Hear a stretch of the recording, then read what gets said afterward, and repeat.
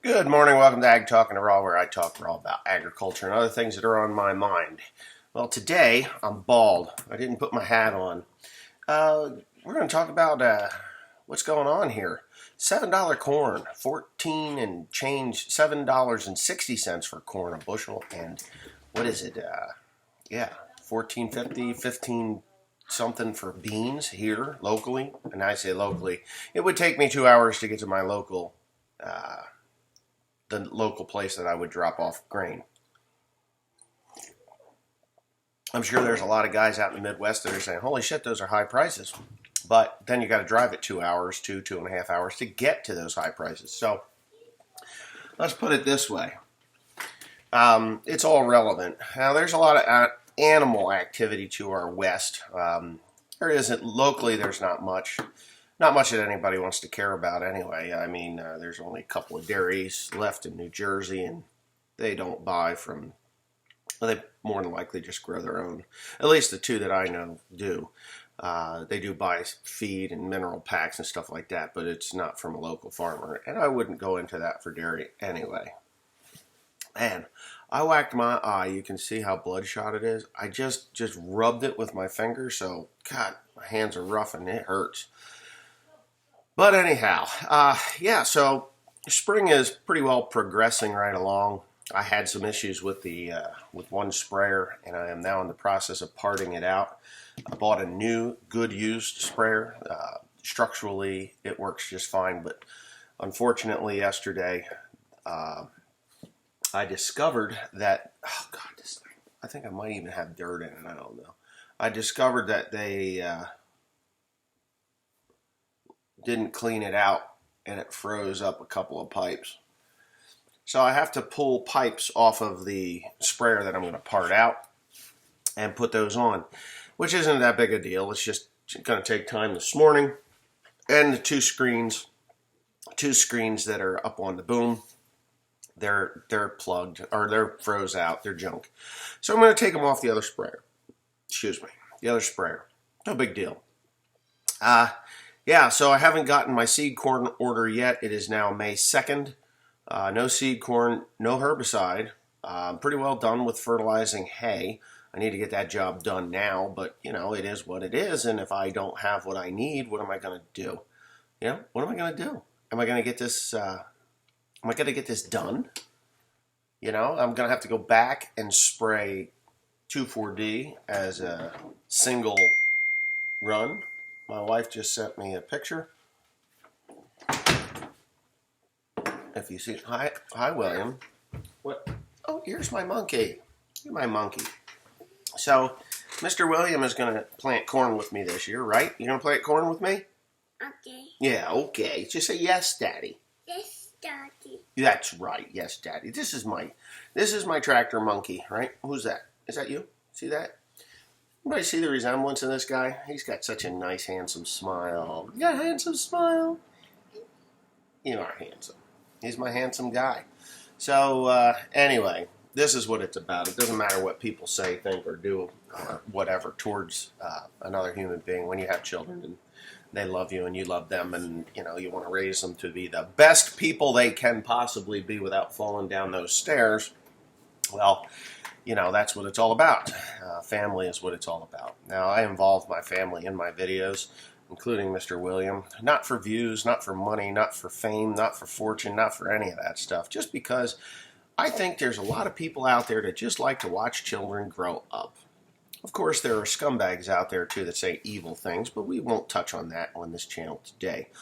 So I was going down Route 78 yesterday, actually, and I was over there 2 days prior to that, and at the Route 100 exit, I noticed, about a mile before the Route 100 exit to go 100 north, I see soybeans down the side of the highway, not planted out in the field, down the road where the bag had gotten torn open. It had to be a bag or one of those boxes. Somebody dumped it.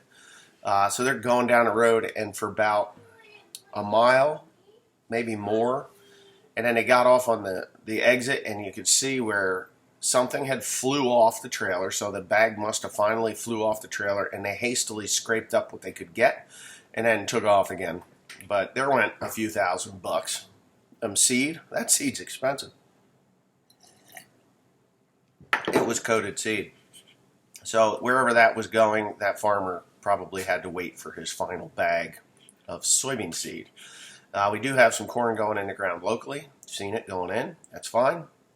I'm not ready to jump that gun just yet. And if you don't know where jumping the gun came from, it came from World War I. The term jumping the gun. So if you want to hear it, I'm going to tell you. If you don't want to hear it, just, jettison now. Go look at something else. But jumping the gun was during the trench warfares in World War I. They would bombard the opposing army, which would be German army. And he's back. Did you wake up, Lola? Did you wake up, Lola? Yeah. You did or you didn't? Yes or no? Confused? Okay. Okay. See, he's learning 2 languages, so it's very difficult for Mr. Will to decipher just yet. But his little brain is pretty intense, and it will work. So anyways, jumping the gun was they would bombard the enemy, and then they would fire, and then these guys would do a pause, and guys would run out in front of the opposing army, and they would get shot. So it was called jumping the gun. So you would jump out of the trenches in front of the gun and get killed by your own enemy, or you would have to jump over the gun, the machine guns, to get a running start to the next trench, which was only a few feet away, and you may or may not have made it. So jumping the gun, it means getting out in front of yourself or your friends or your neighbors. So don't jump the gun. And if you have jumped the gun, don't be mad at me if you got problems. I'm just the guy that tells you about it. So, but whatever, it's fine. We just love it when we see neighbors jump the gun. But not true. It makes me sick because there's people out here that are jumping the gun right now, and I feel that we're still not out of the winter woods just yet. So anyways, with that being said, I'm going to get this sprayer going today, get some more, I got to spray Roundup, and that is, I got to kill some grass. I sprayed Roundup, or I had Cody spray Roundup the other day, and lo and behold, we had rain, washed it off, the friggin' grass is still living. It's just yellow, so I got to go back in and hit it hard. I got to get it dead. So it's either going to be Gramoxone, or it's going to be another dose of Roundup, or maybe even Ignite. Ignite would probably do it. That would fix it right up. But maybe I should talk to them tomorrow about it. But I got some Roundup. I got to get it dead. I got to get this compost put on. Compost has got to get on now. It's just got to happen.